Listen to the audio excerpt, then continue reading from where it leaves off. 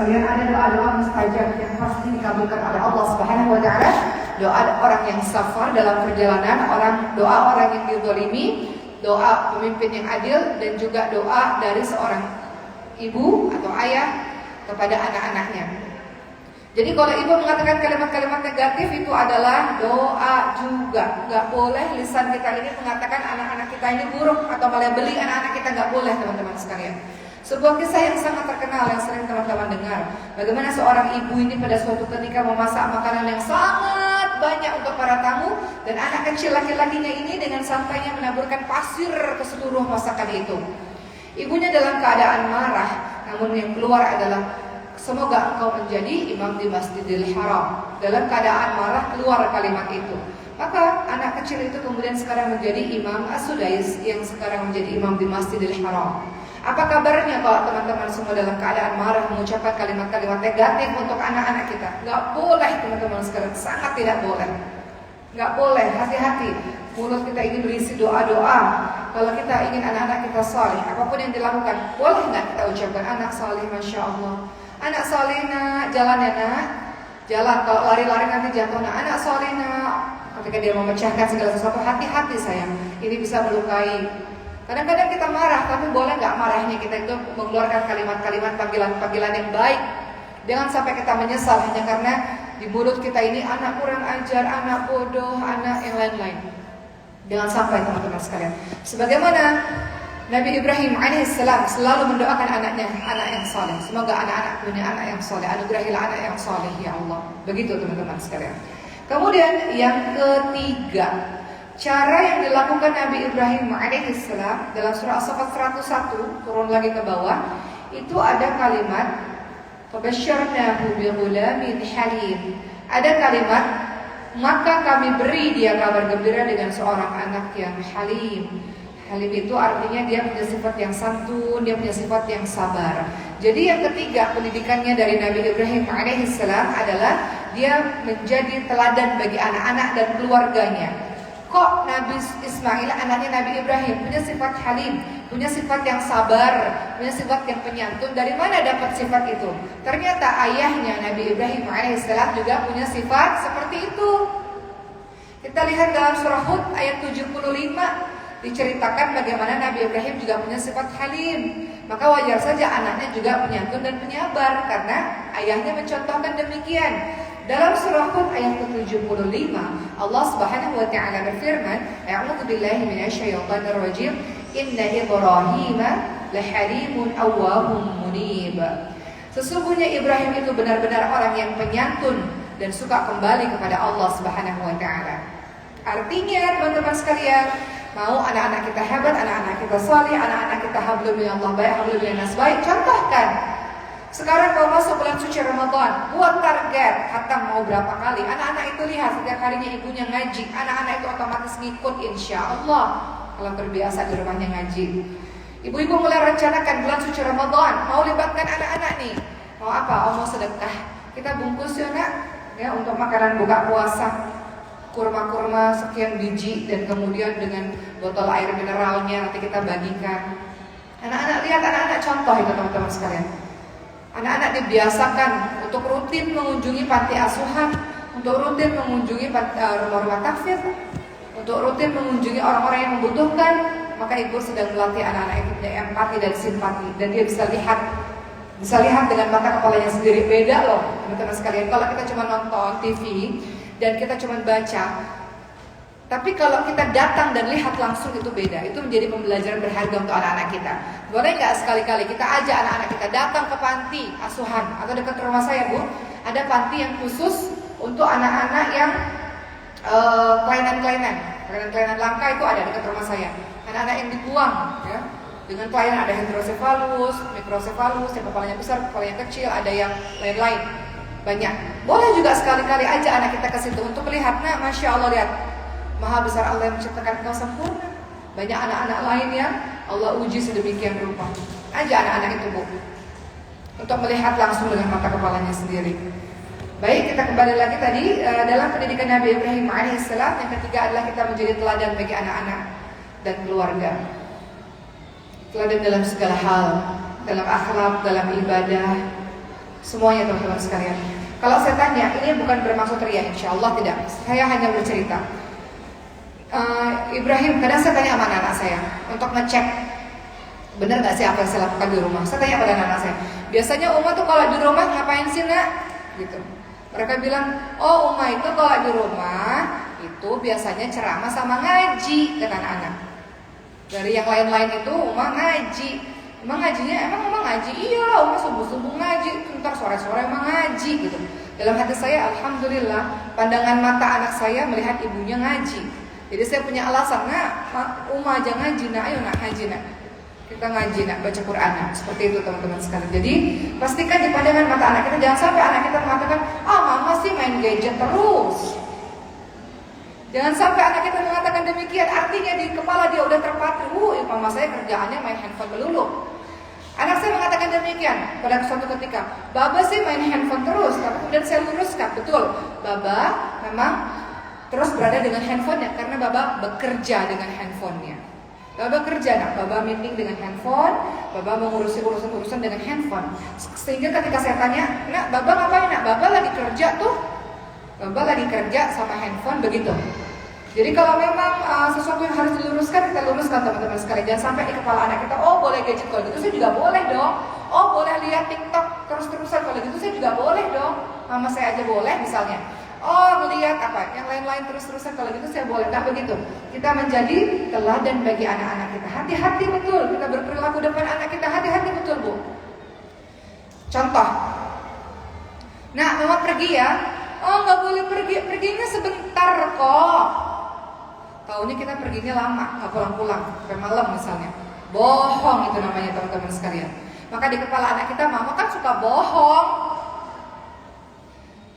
Harusnya kita sedih tuh. Kalau ada kalimat, mama nggak pernah dapatin janji, itu harusnya sedih Bu. Artinya dia sudah punya label tentang diri kita karena perbuatan kita sendiri. Bagaimana kita mau ngajari anak-anak kita tepati janji? Bagaimana kita mau ngajari anak-anak kita jujur kalau kita sendiri nggak begitu? Semalam sebelum saya, kemarin ya Bu, mohon izin saya cerita, sebelum saya datang ke Sidoarjo Gresik Surabaya ini, saya katakan pada anak saya, Khadijah, Maryam, Ibrahim, Uma mau dakwah. Uma boleh dakwah karena kan Maryam kemarin sudah kasih izin sama Uma, boleh dakwah 2 hari 1 malam. Dalam seminggu itu hanya boleh 2 hari 1 malam. Kemudian kata Khadijah, tiba-tiba tak kenapa dia lagi manjam gitu ya. Jadi dia menangis, nggak mau, nanti Khadijah babunya sama siapa, mak nggak boleh Uma. Kemudian saya katakan, Uma berangkat sayang. Kan Khadijah kemarin sudah izinkan Uma udah minta izin sama Khadijah. Selama ini Khadijah boleh, Uma berangkat, tapi Uma pulang hari ini ya, jam 7 malam sudah sampai di rumah insya Allah. Kemudian saya katakan, cepetin pulangnya Uma, cepet pulangnya. Uma pergi dan pulang jam 7 malam. Jadi biasakan pada anak-anak untuk kita tepat waktu sesuai dengan janji kita. Nanti kalau penerbangan saya, misalnya nih Bu, mohon izin saya cerita, tiba-tiba penerbangan dia, saya pasti akan telepon anak saya dan saya katakan, Uma akan sampai rumah jam 9 malam. Seperti itu. Terkadang ibu-ibu sekalian, kita menyepelekan janji kita dengan anak-anak kita. Kita menyepelekan perkataan kita dengan anak-anak kita. Padahal kita sedang membentuk kepribadiannya untuk jadi orang-orang yang jujur, orang-orang yang menepati janji. Dimulai dari hal-hal kecil saja. Kalau kita janji akan kabulkan. Kata Rasulullah apa? Ada seorang ibu yang menjanjikan memberikan kurma pada anaknya, kemudian ibu itu nggak kasih, maka ibu itu tergolong orang yang pendusta. Jadi harus menepati janji pada anak-anak kita. Termasuk Nabi Ibrahim, kembali kepada poin yang nomor 3 tadi, beliau menjadi teladan bagi anak-anaknya. Yang keempat, mau anak-anak kita menjadi baik dan keluarga kita masuk ke surga Allah. Yang keempat, memilih lingkungan yang baik untuk perkembangan anak. Sekolah Islam ini lingkungan yang baik teman-teman sekalian. Siti Hajar dan Nabi Ismail alaihissalam berada dalam lingkungan yang baik, yaitu kota Mekah. Siti Maryam, kalau teman-teman lihat dalam surah Ali Imran ayat 37, juga salah satu pengasuhannya adalah dengan Ali Imran 35 sampai 37. Salah satu pengasuhannya adalah Siti Maryam diletakkan ke Baitul Maqdis Palestina di bawah pengasuhan Nabi Zakaria alaihissalam. Jadi kalau kita mau anak-anak kita saleh, anak-anak kita hebat, membawa kita menuju ke surga Allah Subhanahu wa taala, pastikan kita pilih lingkungan yang baik untuk anak-anak kita. Dari sekolahnya ataupun lingkungan rumah. Seorang teman bercerita pada saya, ini saya cerita karena beliau cerita pada saya dan sudah diceritakan di YouTube, jadi saya boleh ceritakan. Mbak Asri Welas, beliau bercerita kepada saya. Beliau katakan, Dulu waktu saya kecil, saya tinggal di lingkungan yang terbiasa tetangga-tetangga ini ngomongnya kata-kata yang jorok dan kotor. Sehingga saya menganggap kata-kata itu adalah kata-kata yang biasa saja diucapkan. Suatu ketika saya sudah masuk sekolah, dan di sekolah saya biasa ucapkan kata-kata seperti itu, karena itu yang terdengar di telinga saya sehari-hari bersama dengan tetangga-tetangga. Dan itu membuat para guru, teman-teman lainnya kaget dengan saya. Sejak itulah ibu saya, kata beliau, akhirnya memutuskan untuk memindahkan kami sekeluarga kepada lingkungan yang lebih baik. Begitulah teman-teman sekalian. Jadi kita pastikan lingkungan tetangga sekitar kanan kiri, mudah-mudahan ya insya Allah kita berusaha yang baik. Setidaknya sekolah kita pilih yang baik. Setidaknya dengan sekolah Islam ini anak-anak kita mengenal budaya Islam, mengenal oh pakai hijab itu seperti ini, mengenal kalimat-kalimat oh assalamualaikum, ya menjadi sebuah kebiasaan bagi dirinya. Ataupun kalimat-kalimat lain yang baca Quran menjadi kebiasaan bagi dirinya setiap hari. Jadi pastikan ibu-ibu sekalian untuk memilih lingkungan yang baik untuk perkembangan anak-anak kita. Berikutnya yang kelima, ini juga sangat penting, mendidik generasi surga melalui keluarga. Sesuai tema kita pada hari ini, pastikan cara berkomunikasi kita betul dengan anak-anak kita. Dalam surah As-Saffat ayat ke-102, Allah Subhanahu wa taala mengingatkan pada kita bagaimana komunikasi yang dilakukan Nabi Ibrahim alaihissalam kepada Nabi Ismail alaihissalam. Di sini ada kalimat, "Ya bunayya, inni arafil manami anni adbahuka fanzur madza tara." Qala, "Ya abati fa'al ma tu'mar, satajiduni insyaallahu minas sabirin." Nabi Ibrahim alaihissalam itu bermimpi menyembelih anaknya. Maka Nabi Ibrahim tanya, "Anakku, sesungguhnya aku melihat dalam mimpi bahwa aku menyembelihmu." Perhatikan kalimat berikutnya, "Maka pikirkan apa pendapatmu. Bagaimana pendapatmu, nak? Bagaimana menurutmu, nak? Bagaimana kamu melihat ini, nak?" Kemudian Nabi Ismail alaihissalam mengatakan, "Wahai bapakku, kerjakanlah apa yang diminta atau yang diperintahkan kepadamu, insyaallah engkau akan mendapatiku termasuk orang-orang yang sabar." Ada pola komunikasi yang demokratis dan komunikatif dalam hal ini. Seorang ibu yang hebat tidak mungkin mengatakan, "Pokoknya mama yang paling tahu, ikutin aja deh, anak kecil nggak tahu apa-apa." Nggak pernah dia keluarkan kalimat-kalimat begitu. Ibu yang hebat, ibu yang salihah, mengikuti apa yang dicontohkan Nabi Ibrahim alaihissalam. "Bagaimana menurutmu, nak? Pendapatmu gimana, nak? Menurutmu kamu melihatnya seperti apa, nak?" Boleh gak kita berkomunikasi, berdiskusi? Kita hargai pendapatnya, kita dengar pilihan-pilihannya, teman-teman sekalian. Berlaku dalam segala hal. Teman-teman yang mau punya anak kuliah, menurutmu gimana, nak? Kita pengen anak kita sekolah kedokteran, anak kita ternyata pilih sekolah di kesenian misalnya. Gak boleh kita katakan, pokoknya yang berhasil itu adalah dokter. Dokter pekerjaan bagus, tapi gak mungkin semua orang jadi dokter. Banyak pekerjaan-pekerjaan lain yang juga berhasil, Pak, teman-teman sekalian. Bagaimana menurutmu, nak? Kita dengarkan pendapat anak-anak kita. Itu saya terapkan pada anak saya. Sekarang Maryam umurnya 7 tahun. Dia memilih berbagai macam les. Dan kemudian saya arahkan, nak, ini les bahasa Inggris dan bahasa Arab ini penting. Menguasai bahasa itu penting. Bagaimana pendapatmu, nak? Bagaimana menurutmu, nak? Boleh tak kita coba dulu? Kalau suka lanjutkan, kalau nggak suka nggak apa-apa, sayang. Itu kembali kepada Maryam, karena Maryam yang menjalankannya. Menurutmu gimana, nak? Boleh tak kita menjadi orang yang berdiskusi kepada anak-anak kita, teman-teman sekalian? Bukan otoriter. Udah deh, gak usah banyak tanya, gak perlu tahu juga. Pokoknya mama yang paling tahu, udah ikutin aja. Ada jenis orang tua yang seperti itu, yang kita gak mau anak-anak kita begitu. Begitu ya, Bu. Kemudian berikutnya, yang juga paling penting, yang keenam, mendidik generasi surga melalui keluarga. Pastikan kita mencintai anggota keluarga kita, terutama anak-anak kita, mencintai karena Allah. Mencintai karena Allah, contoh sederhananya apa? Ini anak sudah wajib sholat misalnya. Subuh, adzan sudah berkumandang, kemudian kita bilang, "Wah, anak saya baru tidur, kasihan nih." Kita sayangkan sama anak kita kan, kasihan nih, biarin aja lah dia tidur aja, ntar kalau bangun langsung sholat misalnya. Itu bukan cinta anak karena Allah itu cinta anak karena anak itu. Tapi kalau kita cinta anak itu karena Allah, kita bangunkan dia untuk dia sholat 5 waktu. Bayangkan, saya selalu menganalogikan ini supaya kita semua menyadari betapa urusan sholat itu urusan penting. Dan jangan karena alasan anak itu kasihan baru tidur, lantas kita gak membangunkan. Kalau ibu di rumah kebakaran, anak ibu tidur, apakah ibu bangunin anak ibu? Ibu bangunin kan anak ibu, apakah ibu biarin aja deh? biarin aja. Enggak kan, ibu bangunin kan karena takut dia terkena api. Itu baru api dunia, apalagi api neraka. Sehingga bagi para ibu yang mencintai anaknya karena Allah, pasti mendidik anaknya ketat dalam urusan agama, karena mencintai anak itu karena Allah. Anak itu mengatakan, panas, mau gerah mah, mau susah nanti kalau aku jadi ini jadi itu. Mencintai anak itu karena Allah, bukan mengikuti kemauannya, tapi meminta, menjalankan perintah Allah dan kita terapkan kepada anak itu.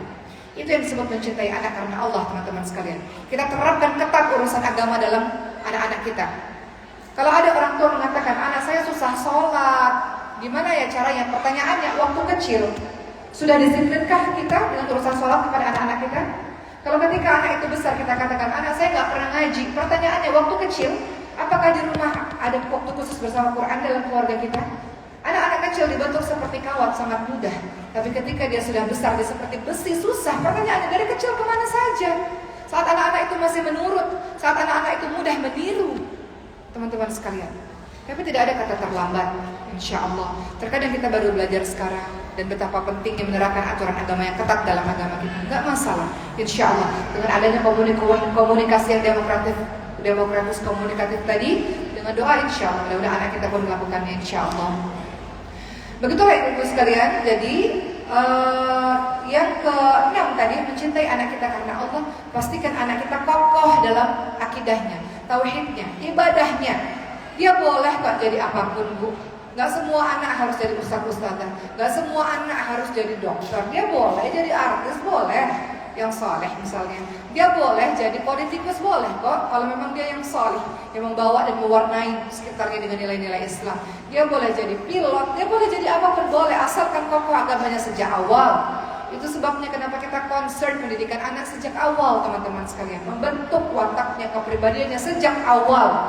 Caranya gimana? Ya itu tadi, pastikan pandangan matanya, telinganya terjaga. Kalaupun ada sedikit-sedikit, kita kembalikan lagi. Asalkan ibunya punya bonding yang kuat dengan anaknya, insya Allah. Kadang anak-anak kita terikut pergaulan-pergaulan di luar, tapi ketika dia dekat dengan kita ini tidak hanya sekedar ibu, tapi juga sahabat baginya, dia akan kembali kepada kita, insya Allah. Makanya kenapa itu hikmah, kenapa kita harus menyusui anak kita, bondingnya terjaga. Itu hikmah sejak awal. Ketika kita menyusui anak kita, kita pandang wajahnya, ada keterikatan dia dengan kita.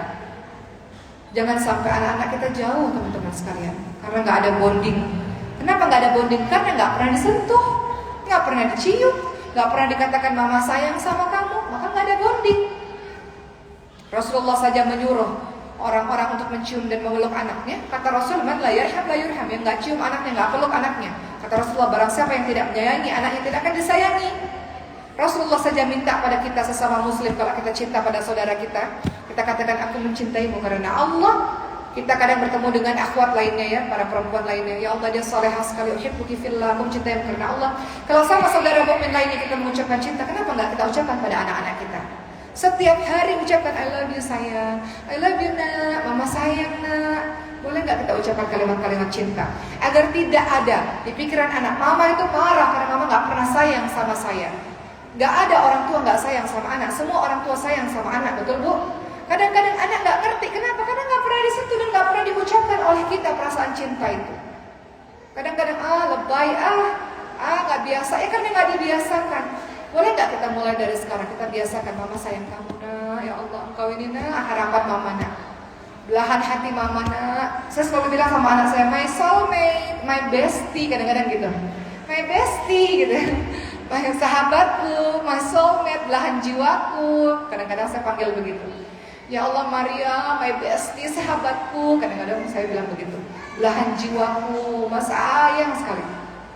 Sebelum saya pergi, I love you nak. Ketika saya datang, I love you nak. Ketika anak-anak pulang sekolahnya, saya menyambut I love you nak. Kenapa saya mengatakan demikian? Karena mencontoh apa yang dilakukan Rasulullah SAW. Walaupun saya manusia biasa yang penuh dengan kekurangan, pasti saya ibu yang tidak sempurna, tapi saya melihat bagaimana Rasul memperlakukan anaknya.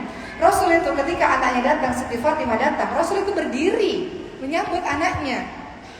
Maka nggak ada salahnya juga ketika anak-anak itu datang, kita berdiri, sini sayang, peluk nak. Begitu pula anaknya, Siti Fatimah, ketika Rasul datang, anaknya berdiri menyambut ayahnya. Dan kita mau hal-hal itu, hal-hal kecil mungkin terlihat sepele, tapi itu dibiasakan sejak dini teman-teman sekalian, sehingga timbul kehangatan dalam keluarga itu insya Allah. Kalau sudah hangat, sudah dekat, nanti dia akan dengar kata-kata ibunya insya Allah, insya Allah. Yang ketujuh, apalagi yang kita bisa lakukan untuk anak-anak kita, mengajak beribadah bersama-sama. Ibadah bersama-sama, ciptakan dalam keluarga. Terserah ibu waktunya, ciptakan waktu ibadah sama-sama. Boleh ba'da subuh silakan, tapi kalau ba'da subuh ribet takut sekolahnya terlambat, boleh ba'da maghrib sampai isya, terserah. Kalau dalam keluarga kami itu ba'da maghrib sampai isya, itu waktu ibadah sama-sama, semua anggota keluarga itu baca Quran sama-sama. Ba'da maghrib sampai isya itu gak ada TV sama sekali. Dan kalau bisa jangan ada tamu ya, benar-benar nggak boleh telepon itu, nggak boleh menerima telepon lain-lain, memang itu waktu khusus untuk Quran. Begitu pula teman-teman semua, kita harus punya waktu khusus untuk kita beribadah. Ada juga teman saya, waktu khusus beribadahnya adalah ketika dia itu punya kebiasaan berbagi nasi di hari Jumat. Jadi ajak anaknya itu membungkus nasi di subuh-subuh di hari Jumat itu. Ajak ibadah sama-sama, sebagaimana Nabi Ibrahim alaihissalam ajak ibadah Nabi Ismail alaihissalam dalam membangun Baitullah. Ajak anak itu ibadah sama-sama. Kalau saya teringat memori tentang orang tua saya, ibu sekalian, ibadah bersama-sama itu ketika kami ini sejak bayi kecil itu dibiasakan ke masjid. Jadi kami, saya dan adik-adik sama ibu sama orang tua kami itu selalu dibiasakan untuk mencintai masjid.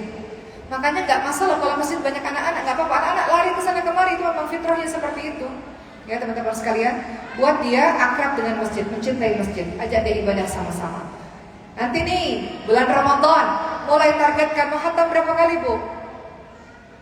Ada yang 2, jangan 1 kali. 1 kali itu adalah hari-hari biasa.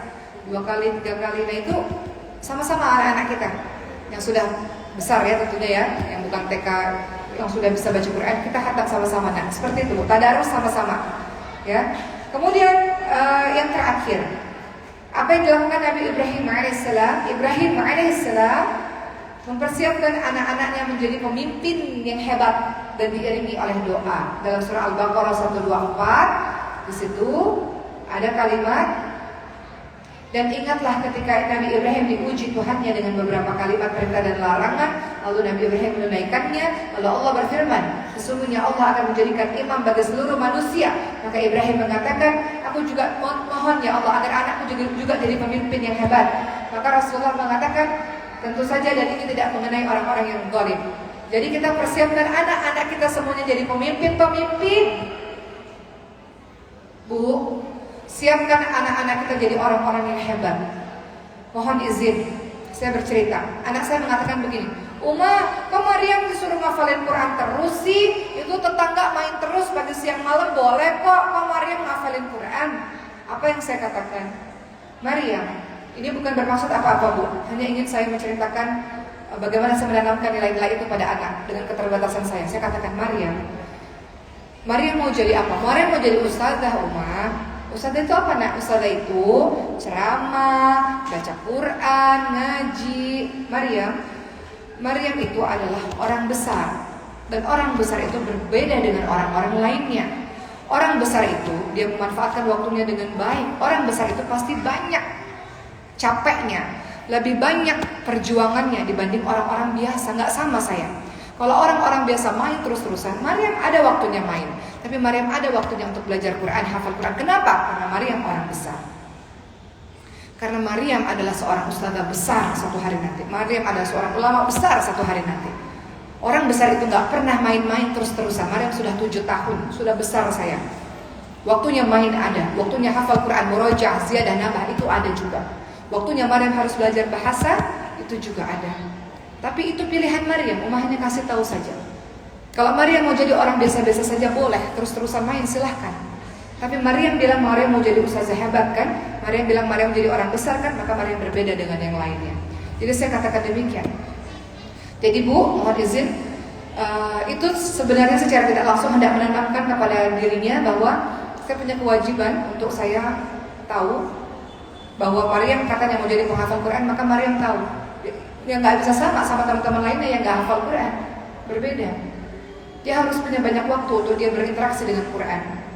Harus ada pengorbanan waktu yang dia lakukan. Seperti itu. Maka begitulah kita dengan anak-anak kita, tergantung kita. Kita mau anak-anak kita seperti apa teman-teman sekalian? Dengan doa, dengan usaha yang sungguh-sungguh, dan ingat anak-anak gak selamanya bersama dengan kita. Ada waktu di mana dia akan pergi, meninggalkan kita untuk kuliah mungkin, untuk ilmu yang jauh. Selagi anak itu berada dalam diri kita, berada dalam rumah kita, manfaatkan waktu dengan sebaik-baiknya.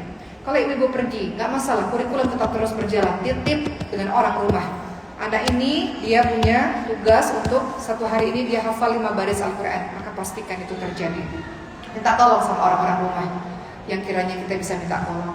Kalau enggak, kita cari cara lain teman-teman sekalian. Yang jelas, ibundanya para ulama, ibundanya orang-orang hebat, betul-betul mempersiapkan pendidikan untuk anak-anaknya. Enggak main-main dia, enggak main-main. Setiap waktu itu berharga teman-teman sekalian. Di pesantren tahfidz, satu hari mereka itu minimal hafal 4 halaman Quran. Satu hari. Kita ini satu hari udah ngapain aja teman-teman sekalian. Anak-anak kita itu bagai mengukir di atas batu. Mereka cepat ingat, cepat hafal. Manfaatkan golden age anak-anak kita itu. Jadi gak ada waktu untuk bermain-main, wahai para ibu-ibu hebat. Gak ada waktu untuk berleha-leha. Anak kita, harapan bangsa, harapan agama ini. Maka didik dia dengan baik-baik, sungguh-sungguh berinteraksi dengan baik pada anak itu. Dan berkolaborasi dengan guru. Anak itu berhasil karena ada kolaborasi antara guru dan orang tua. Bukan hanya karena orang tua, orang guru saja, tapi ada kerjasama yang baik antara guru dan orang tua. Begitulah kiranya teman-teman sekalian. Mudah-mudahan bisa dipraktekkan oleh kita semua.